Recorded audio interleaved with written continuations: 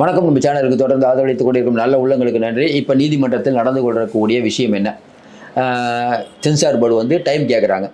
இன்னும் 9ஆம் தேதி வந்து ஜனநாயகன் படம் ரிலீஸ் ஆகுமா ஆகாதா? இது ஒரு பெரிய வந்து ஒரு டென்ஷனாக அவங்களுடைய ரசிகர்களுக்கு போயிட்டு இருக்குது. பார்த்துட்டு இருக்க மக்களுக்கும் பெரும்பாலான மக்களுக்கு தெரியும் என்ன இந்த பிரச்சனைங்கிறது தெரியும். ஏன்னா வந்து இன்றைக்கி வந்து காட்சிகள் நிறையா நீக்க சொல்கிறாங்க. அதற்கு பிறகு மியூட் பண்ண சொல்கிறாங்க.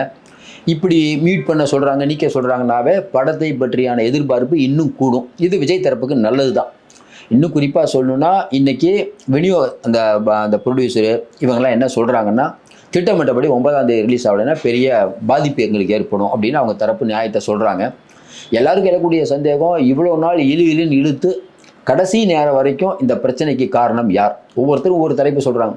இல்லை தணிக்கை வாரியம் பிஜேபி கண்ட்ரோல் தான். இப்போ இணை அமைச்சராக எல் முருகன் தான் இருக்கார். அவர் டிபார்ட்மெண்ட்டில் தான் வருது. ஏன் லேட் பண்ணாங்க? பராசக்திக்கு கொடுத்துட்டாங்க, இதுக்கு ஏன் லேட் பண்ணுறாங்க? இப்போ திமுகவும் பிஜேபியும் சேர்ந்து விஜயை வந்து அமுக்க பார்க்குது அப்படின்னு சொல்கிறவங்களும் உண்டு. ஆதாரம் இல்லாமல் எதுவும் சொல்ல முடியாது. ஆனால் இன்றைக்கி வெகுஜன மக்கள் விஜய்க்கு அவர் பிரச்சாரத்துக்கு போனால் பிரச்சனை, இங்கே போனாலும் பிரச்சனை, எல்லா இடத்துலையும் பிரச்சனை தரீங்க அப்படிங்கிற குரல்கள் அதிகமாகி கொண்டு இருக்கிறது. இது விஜயுடைய கிராஃபை இன்னும் ஏறும் ஒன்று. இன்னொன்று, இப்போ நீதிபதி சொன்ன விஷயம் என்னென்னா, என்னங்க அது எல்லா காட்சியும் அவங்க நீக்கிட்டாங்க. ஆட்சேபனைக்குரிய காட்சிகள் நீக்கினதுக்கு பிறகு இதில் பிரச்சனை இருக்கிற மாதிரி தெரியலையேங்கிறாங்க. ஆனால் சென்சார் போர்டு என்ன சொல்லுதுன்னா, இப்போ நீதிமன்றத்தில் கேஸ் நடந்துட்டு இருக்குது. என்ன சொல்கிறாங்கன்னா, இல்லைங்க எங்களுக்கு கொஞ்சம் டைம் வேணும், நாங்கள் பதில் மனு தாக்கல் செய்யும்போது எல்லா விவரங்களையும் சொல்கிறவங்களுக்கு. எப்பயுமே இந்த மாதிரி கேஸில் வந்து எல்லா விஷயத்தையும் பண்ணிட்டாங்க அப்படிங்கும்போது ஈஸியாக கொடுத்துடலாம். பதில் மனுவில் இவங்க என்ன சொல்ல போகிறாங்க? ஏற்கனவே சொல்லப்பட்டது என்ன?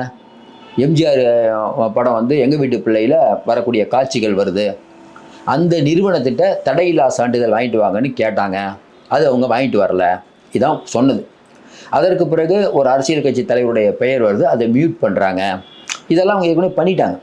சார் நீங்கள் என்ன தான் மியூட் பண்ணாலும் அது வந்து மக்களுக்கு தெரியாமையாக இருக்கும். இன்றைக்கி வந்து விஜய் சாட்டையில் அடிக்கும்போது நீங்கள் எல்லாம் கொள்ளடிக்கிறீங்க, நான் வரேன்னு சொல்கிறாரு, யார் அப்படின்னு வெகுஜன மக்கள் நினைக்க மாட்டாங்களா? அதனால் அரசியல் பொறுத்தவரை மக்களுக்கு தெரியும். தணிக்கை வாரியம் அப்படிங்கிறது பல படங்களுக்கு இந்த மாதிரி தான் பிரச்சனை பண்ணுதுன்னு வெகுஜன மக்கள் நிறைய பேர் பேச ஆரம்பிச்சிட்டாங்க. பல படங்களில் பார்க்கக்கூடிய தணிக்கைகள்லாம் பார்த்தீங்கன்னா, ஏங்க இந்த படம் தணிக்கையில் இந்த சீன்லாம் ஏன் வெட்டாமல் விட்டாங்கன்னு நம்ம நிறைய பேரை கேட்டிருக்கோம். சில இதுக்கு வந்து யூஏ கொடுத்துருப்பாங்க, பார்த்தா ரொம்ப மோசமாக இருக்கும். இது வந்து பல பேருடைய சித்து விளையாட்டும் இதில் இருக்கிறது. இதுக்குன்னு பல மீடியேட்டர்லாம் இருக்காங்க. எல்லாருக்கும் எழக்கூடிய சந்தேகம், ஜனநாயகன் ஒரு படத்தை படமாக பார்க்கணும். ஆனால் இன்றைக்கி ஜனநாயகன் அப்படிங்கிறது ஜனநாயகன் வெர்சஸ் திமுக இப்படி போயிடுச்சு நிலவரம்.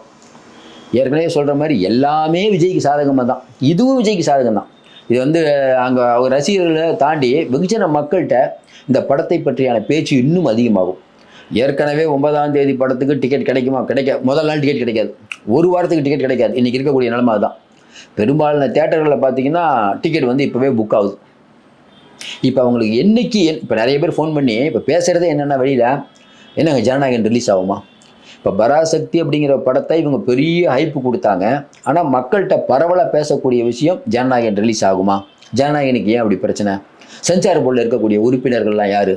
சென்சார் போர்டு வந்து பிஜேபி கண்ட்ரோல் பண்ணுங்கிறாங்களே, பிஜேபி ஏன் இவ்வளோ அக்கறை?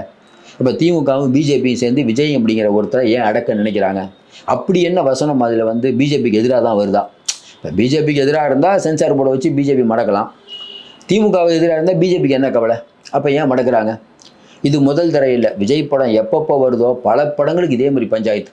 அவர் ஜிஎஸ்டி பற்றி பேசும்போது பிஜேபி எடுத்தாங்க, அப்புறம் இலவசத்தை பற்றி பேசும்போது அதிமுக வச்சு தொடர்ந்து சொல்லிக்கிட்டே போனோம். இப்படி ஒவ்வொரு படத்துலையும் ஏதோ ஒரு இஷ்யூ வந்துக்கிட்டே இருக்கும்.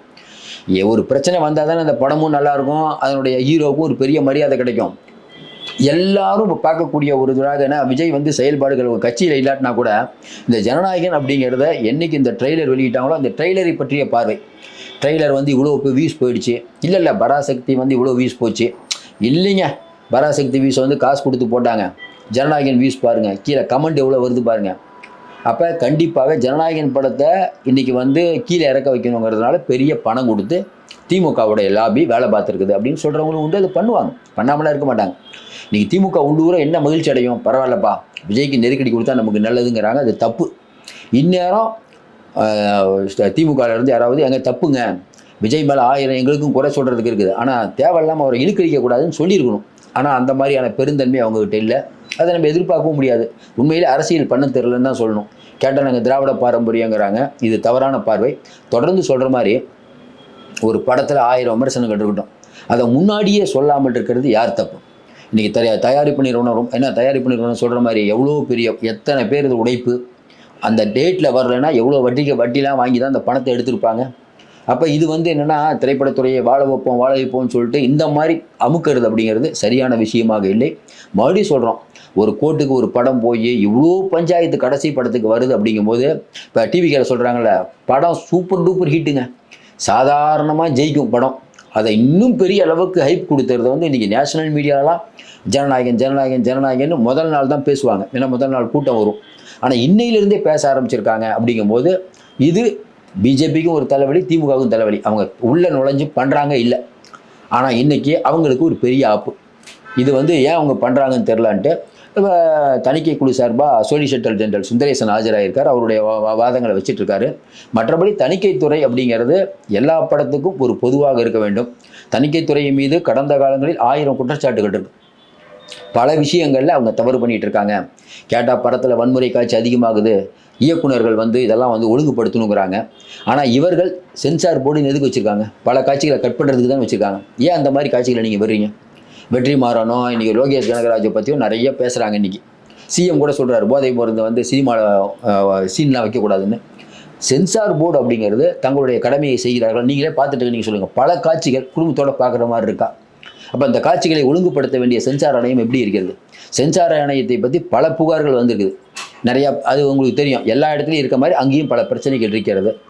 உண்மையில் சொன்னால் இன்றைக்கி இருக்கக்கூடிய சூழ்நிலையில் ஜனநாயகத்தின் மேல் நம்பிக்கை உள்ளவங்க ஏன் ஓட்டு போட மக்கள் வரமாட்டுறாங்க, கம்மியாக வராங்க? எந்த அமைப்பின் மீது மக்களுக்கு நம்பிக்கை இல்லை, இடி சிபிஐ எதின் மீது மக்களுக்கு நம்பிக்கை இல்லை. இந்த நம்பிக்கை இல்லாத போக்கு தொடரக்கூடாது. இன்றைக்கி விஜய்க்கு இவ்வளோ கூட்டம் கூடுறதுக்கு காரணம் என்ன? எல்லாரும் மோசம். ஒருத்தர் வர இருப்பா, அவர் வர வரையும் தடுக்கிறாங்கிறது தான் அவருக்கு இந்த அளவுக்கு ஏற்றம் இருக்குது. ரசிகர் மட்டும் இல்லை, பெரிய அளவுக்கான ஆதரவும் அதான் இருக்குது. தொடர்ந்து ஜனநாயகனை முடக்கணும்னு நினைக்கிறாங்க. அது நடக்காதுன்னு நம்ம சொல்லி தான் தெரியணும்னு அவசியம் இல்லை, உங்களுக்கே தெரியும். தொடர்ந்து ஆதரவு கொடுங்கள். மீண்டும் சந்திப்போம். நன்றி, வணக்கம்.